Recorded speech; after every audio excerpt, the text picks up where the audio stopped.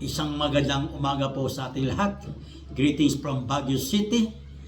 At bago tayo magsimula ay shout out po muna sa mga May 2 birthday celebrants, kina Telma C. Pareño, ang aking pong punsong kapatid, kay Michael Triscalion Meligrito, Arlen Olo Pernes, Christian R. Reyes, Chico Di Guzman, ganun din po kay Ray Budi, Ed Dan, Elizabeth Peralta ng Bahamas, Edwin Bautista, ang Provincial Commissioner ng Amos Isabela, at kay Jeronimo Vergara Paulino Sr.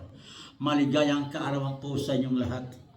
Ang ating pagtatalakayin sa umagang ito ay ang katulad na related doon sa mga tinalakay natin sa mga nakaraang vlog ko po, yung pong substitute who is designated to take the free throw. Ito po yun, pwede po kasi ang mga substitute maging free throw. Itong una, head coach designated as substitute to take the free throw due to the technical foul of an opponent. Okay, na technical foul po ang isang ang kalaban, ang head coach po ay pwedeng mag-designate ng free thrower doon sa isa sa mga isa sa mga substitute na nasa bench niya.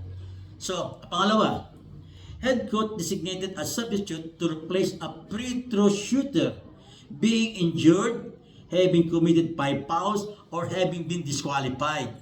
Itong being injured, very simple po ito. Dahil siyempre, pag injured, papalitan ng substitute para tumira ng free throw.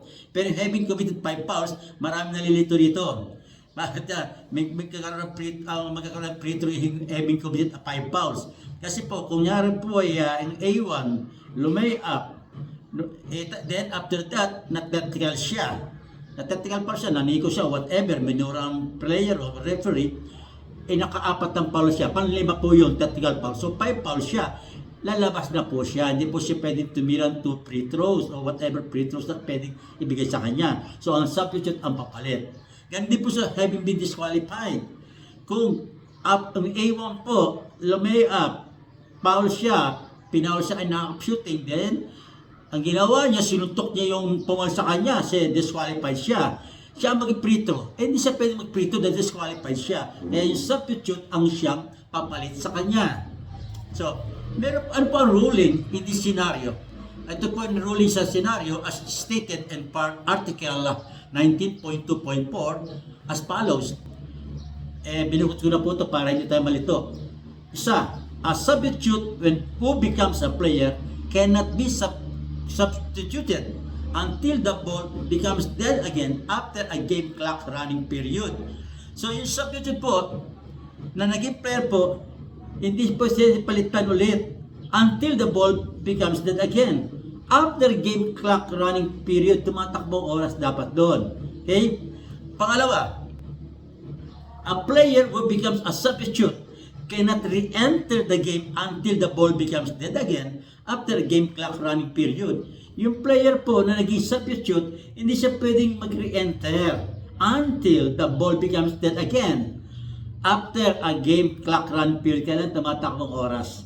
Kaya po, kaya binukod ko na po ito para hindi tayo malito. So, may isang question po na binigay sa akin. Sabi doon sa tanong, can a player shoot free throws on an offensive foul if the team is in the penalty situation? Where we can find the article to support this rule or this situation? Yun po ang kanyang katanungan. Ang answer po ito, no. Article 41.2.2 says, if a foul is committed by a player of the team in control of the ball, such a foul shall be penalized by a throw-in by the opponents. Kaya nandito po yun kasi nilagay ito yung offensive foul. Pero nakalagay din, team control. The team in control of the ball committed a foul. So, but meron po doon yung exception doon. Ano po ang exception?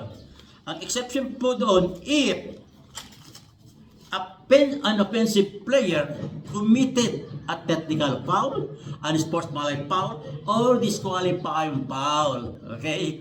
Kaya magkakaroon po ng respective free throws po yan. Pag technical foul, isa.